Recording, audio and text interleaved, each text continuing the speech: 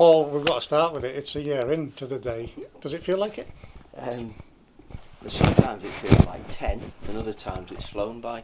There's been a hell of a lot happened. So many good things as well. And I suppose the sort of overriding feeling is I'm loving it and I've enjoyed it. It's been a really good 12 months.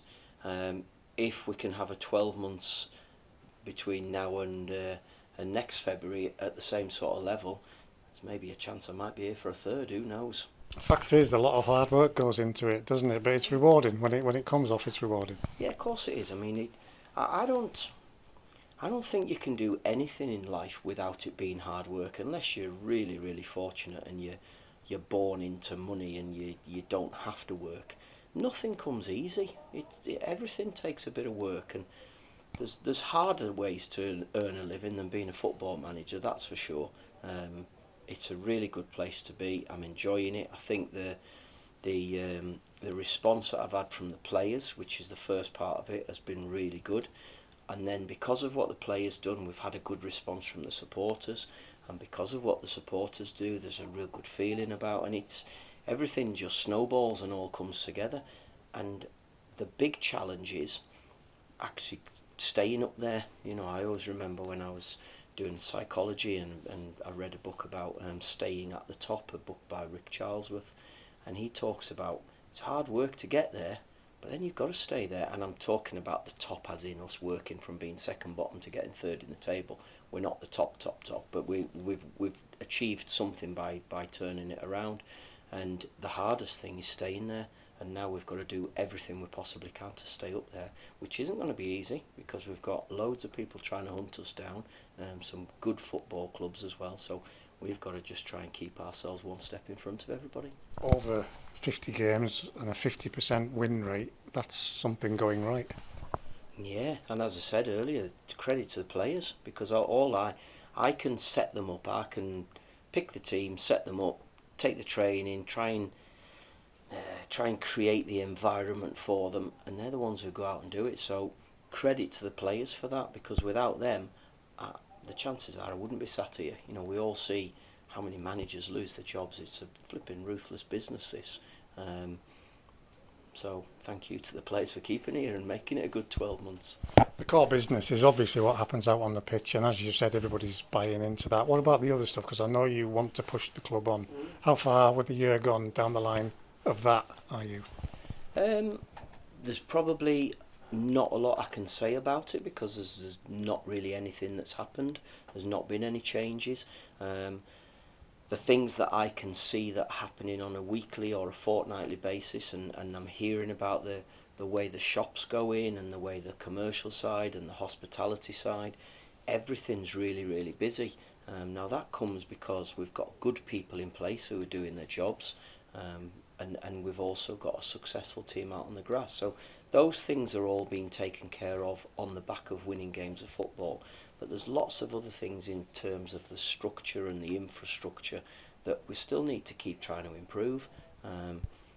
Unfortunately, a lot of it is dictated by money. You have to have money to do it. I've whinged on, and people are probably sick of hearing me saying it, about training facilities.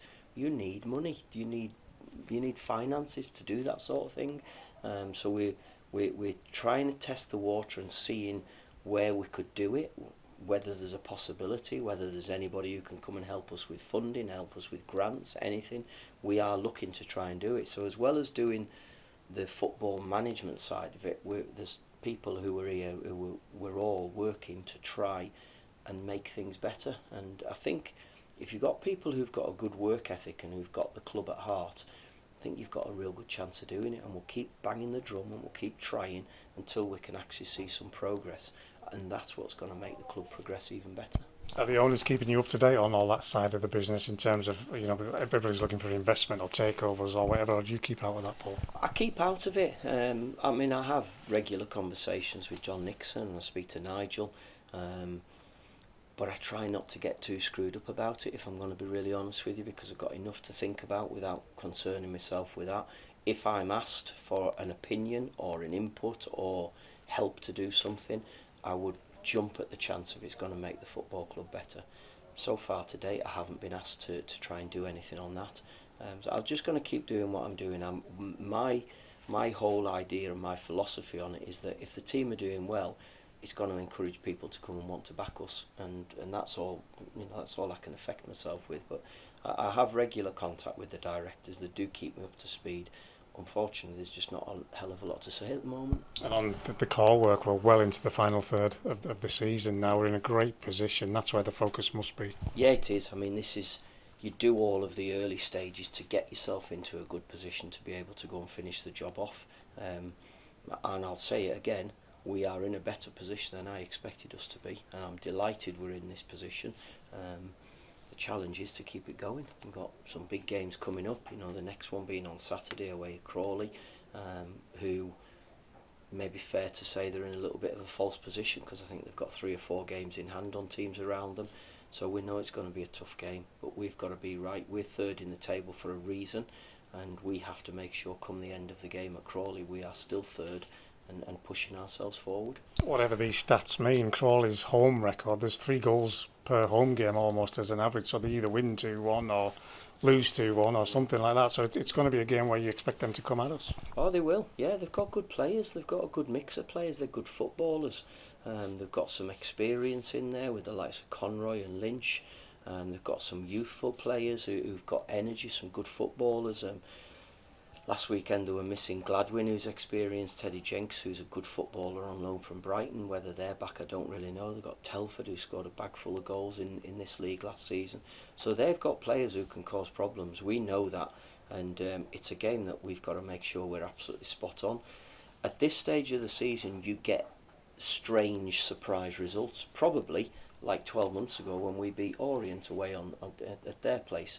These results happen, and what I've said to the players is we have to do everything we possibly can that there's no surprise results involving us, and it's us who are the ones who are pleased and happy with what's gone on. It's one of those stadiums as well where it can be intimidating if we let them get on top.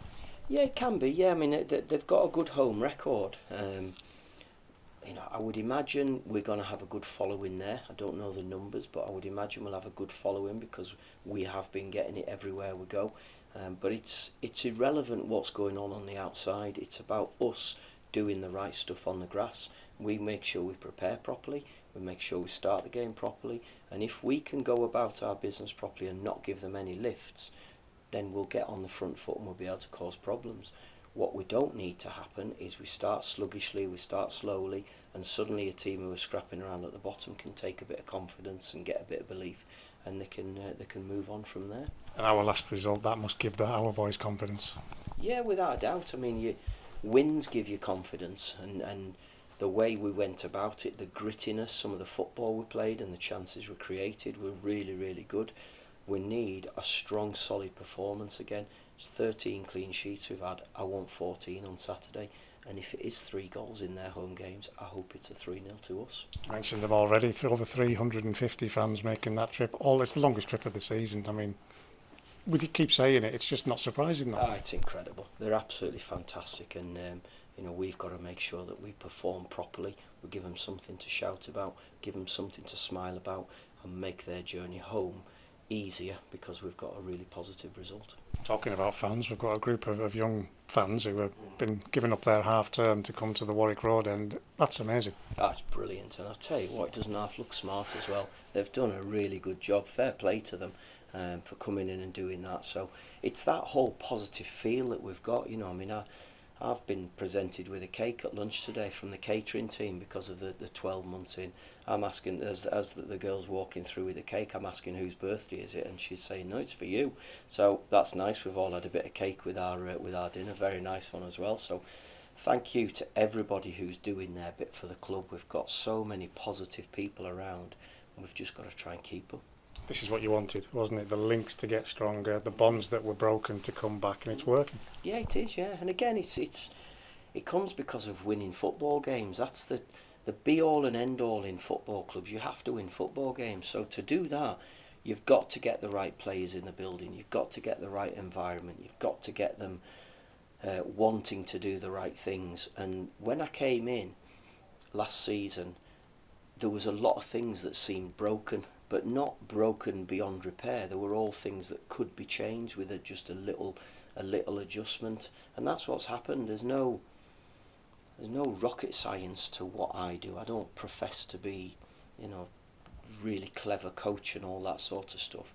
It's just about people buying into what you want to do and wanting to try and do the right things. And I think we've got a hell of a lot of people in this football club who want to do the right things. We've certainly got a group of players who want to do the right things. They're making all the right noises. They're doing all the right things. And we've got to hope that over these next 10 weeks, if that's what it is, they carry on doing the right things. Injuries, we might as well talk about them. We always do. Ben, is he going to be any closer? No. Ben had a little bit of a setback on Monday. Nothing serious, so we've had to just take him off feet for a couple of days just to try and settle it down.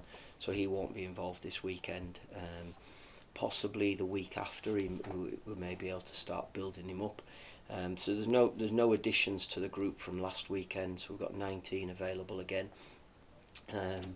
But we're obviously a week further down the line with people like Josh Dixon, Ryan Edmondson, Ben, as we've already talked about. Dev, we're hoping possibly for the Swindon game he might be available. So slowly we're getting there. But for this weekend, it's the 19 that went against Colchester, and hopefully that's enough. I think I overheard you talking to Josh. Am I right in thinking that Josh is almost back at full contact? Yeah, he's in fact on Friday is going to be his first day of full contact. He's joined in the full session today. Even the 11v11 sort of match prep that we did, he joined in that. And in fact, at one point, he had a little bit of a wrestle with Amari and ended up both on the floor. So he got up fine from that. So yeah, he's back into it, which will give him a massive boost. But I mean, he probably wasn't supposed to do everything, but because of the way he plays, I wanted him in to what I'm thinking Crawley's team will be because of his left foot. I wanted him in there. So he did it all fine. So hopefully he's going to keep progressing and we can keep moving him forward. Last one, boss, all the way back to that 1 year anniversary. Has it confirmed to you that this is the type of job that you really revel in? Is this the type of thing that you really want to be doing?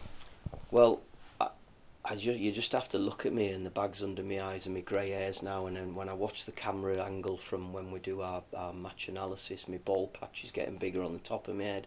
So it's not actually doing me much good, but I'm really enjoying it. Really enjoying being back in Carlisle, loving my life, so personally it's really good, professionally really good. And as I say, if we can have another 12 months like the last, then I might have a chance of getting my third year.